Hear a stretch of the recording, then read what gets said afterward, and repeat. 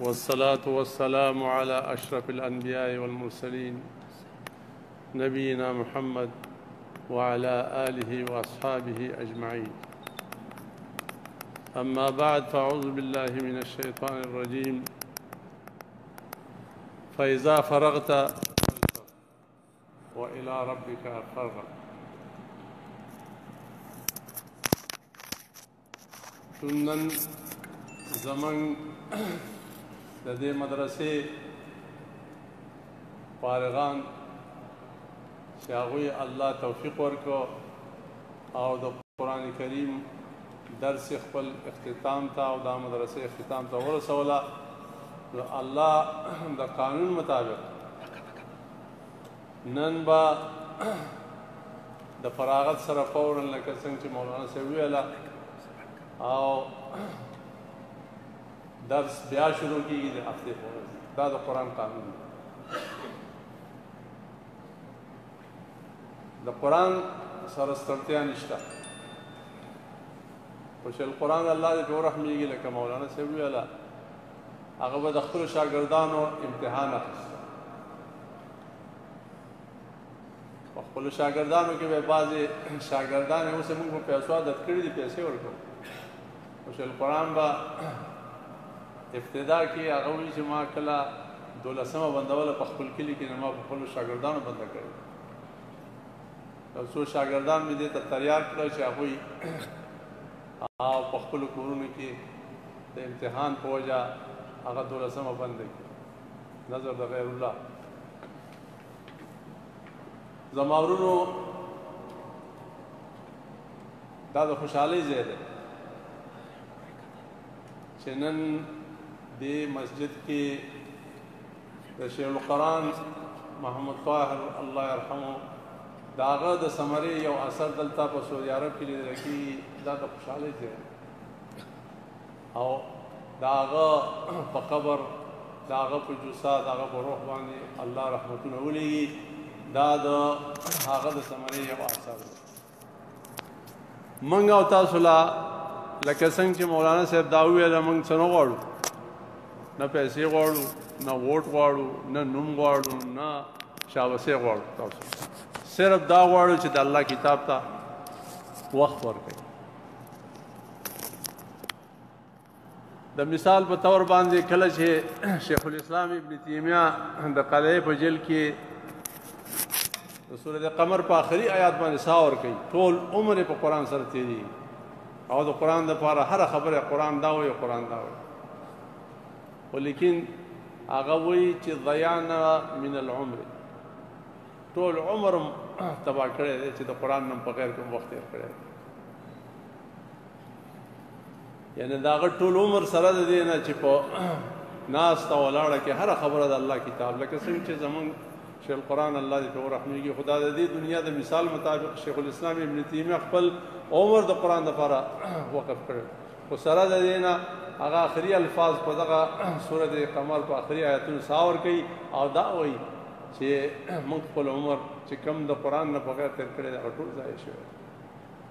زما ورونو، زمونږ او ستاسو، ما احسن الدین والدنیا اذا اجتمع، دا د الله احسان دی چې تا له کور کې ستا په دیره کې تا له یو عالم درکړی دی او قرآن درته ښیي او خپله ستړتیا د یو آیات په زده کولو باندې او د یو آیات باندې ځان پوهېولو باندې هغه ستړتیا خپله لرې کړي.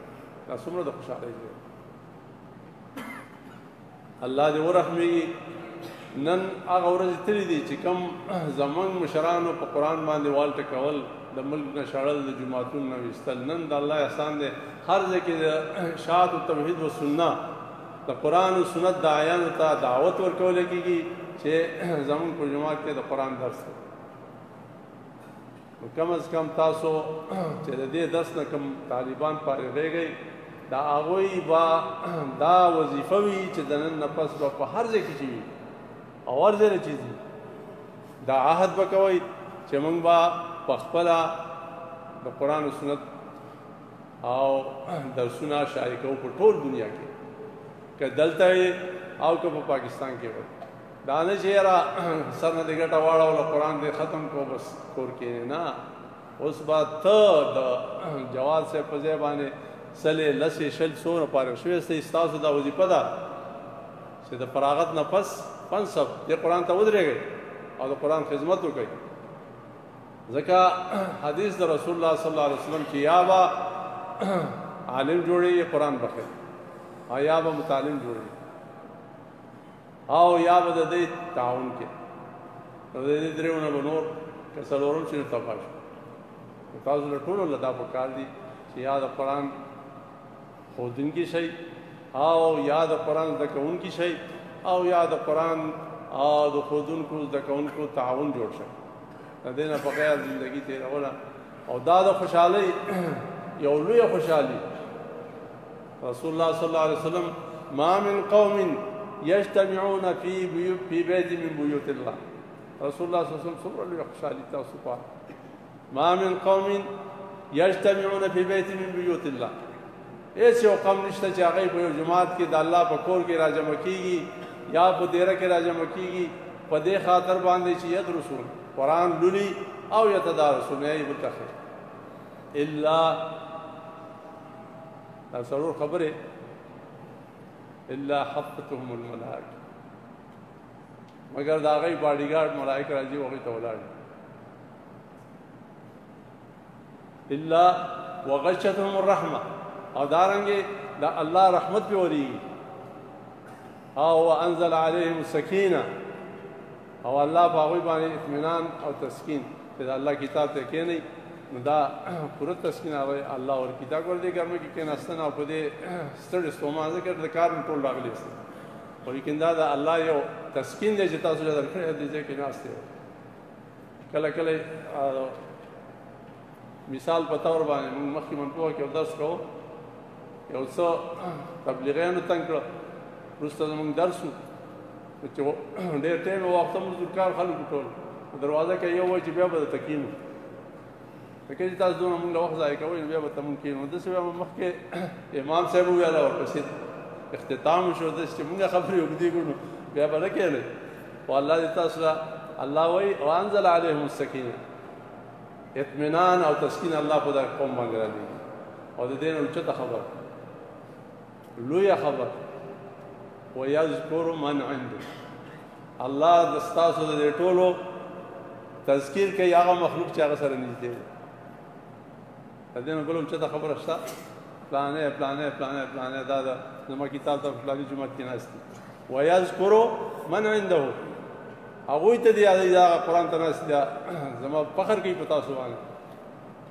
حالانکه ابی رضی الله عنه ته رسول الله صلی الله علیه وسلم حدیث کې راځي چې هغه ته ویل ته لم یکن الذین الله ما ته وایي ذاته دته ولونه وایي اسمانی الله خدای زما نوم ته واخیست وجعل یبکي د ډېر خوشحالۍ نه په ژړا شو. ستاسو نوم هلته الله اخلي که زما کتاب په خاطر باندې په دې جومات کې ناست دي خبرې نه اوږده وروره خدای دې تاسو ټول الله اجر درکړي.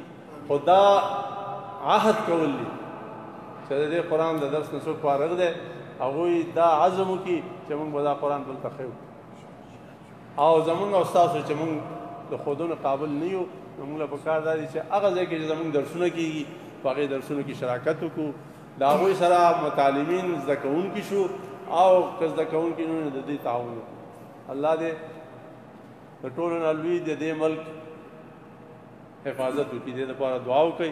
زموږ د بوډا سړي خو لکه مولانا صاحب یاده کړئ د بوډا سړي خو بل څه کار نه سړی بوډا شي نو دعا ده او دعا کوو چې خدای د دې ملک حفاظت وکړي او الله دې د دې ملک چون د دې ملک اساس توحید و سنت دی او خدای دې دا نوم د دې ملک نه بدلوي.